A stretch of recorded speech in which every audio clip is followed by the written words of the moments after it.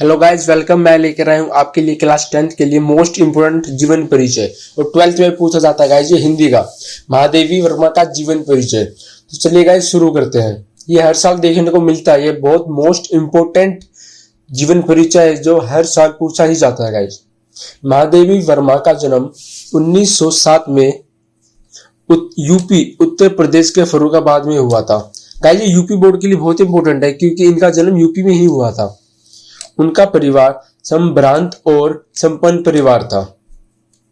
अपने बचपन को याद करती हुई वे लिखती है, एक व्यापक विकृति के समय निर्जीव संस्कारों के बोध से जड़ीभूत वर्ग में मुझे जन्म मिला है, परंतु एक और साधारणभूत आस्तिक और भावुक माता और दूसरी ओर सब की सांप्रदायिकता से दूर कर्मिष्ठ एवं दार्शनिक पिता ने अपने अपने संस्कार देकर मेरे जीवन को जैसा रूप दिया, उससे भावुकता बुद्धि के कठोर धरातल पर साधना एक व्यापक दार्शनिकता और आस्तिकता एक सक्रिय पर किसी वर्ग या संप्रदाय में न बंधने वालों चेतना पर स्थित हो सकती थी। महादेवी वर्मा की आरंभिक शिक्षा इंदौर में हुई।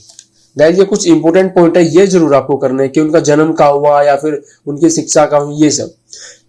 फिर प्रयाग विश्वविद्यालय से इन्होंने बीए और बाद में संस्कृत में एमए किया। उसी समय ये प्रयाग महिला विद्यापीठ के प्रधानाचार्य नियुक्त हुई। वे किस महिला विद्यापीठ में प्रिंसिपल भी नियुक्त हुई थी। गाइस महिला जी का विवाह वयस्कता से पूर्व अलापावस्था में ही कर दिया गया, पर उन्होंने गृहस्थ स्वीकार नहीं किया और न ही अपने को उन्होंने सीमित परिवार की परिधि में ही बांधा। मतलब गाइस उन्होंने अपनी शादी, उनकी शादी हो गई थी, परंतु फिर भी उन्होंने ये गृहस्थ जीवन, मतलब ये एक पत्नी एक बहू होने वाला जीवन उन्होंने स्वीकार नहीं किया और वह परिवार तक ही सीमित नहीं रही। उन्होंने बंधना परिवार की परिधि में स्वीकार नहीं किया, पर इसका मतलब यह नहीं कि उनका परिवार था ही नहीं। उनका परिवार बड़ा विशाल था और उसमें केवल स्त्री पुरुष ही नहीं बल्कि फूल, वृक्ष और चिड़िया भी आती थी। इनकी सहानुभूति विश्वव्यापी थी। विश्व के किसी कोने से किसी भी पीड़ा की कहानी सुनकर इनका मन उसकी पीड़ा में डूब जाता था। अपने द्वारा वे किसी को भी पीड़ा नहीं पहुंचाना चाहती थी, इसलिए वह कभी भी आदमी से खींचे जाने वाले रिक्शे पर नहीं बैठती थी। महादेवी वर्मा आदमी द्वारा खींचे गई रिक्शे पर कभी नहीं बैठती थी क्योंकि वह उन्हें सबसे सहानुभूति रखती थी। गाइस महादेवी जी राष्ट्र सेविका भी थी। जब कभी देश में कोई आंदोलन छिड़ा या देशवासियों पर कहीं कोई विपत्ति आ पड़ी तो उन्होंने केवल अपनी लेखन के माध्यम से ही शाब्दिक सहानुभूति नहीं प्रकट की बल्कि उसमें अपना सक्रिय सहयोग भी दिया। 1942 के आंदोलन के दौरान ब्रिटिश साम्राज्यवादी शक्ति ने अपने जुल्म में कई लोगों को मार डाला और कई परिवार बेघर और बेआसरा हो गए।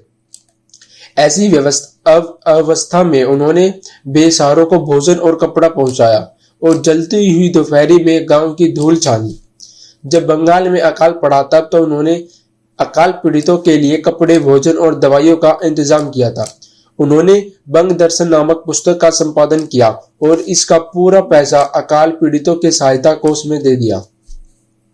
नोआ खाली पीड़ितों के लिए महादेवी जी ने हिंदी के लेखकों से पैसा इकट्ठा किया और लेखक निधि के नाम से हिंदी लेखकों की सहानुभूति के रूप में वहां भेजा।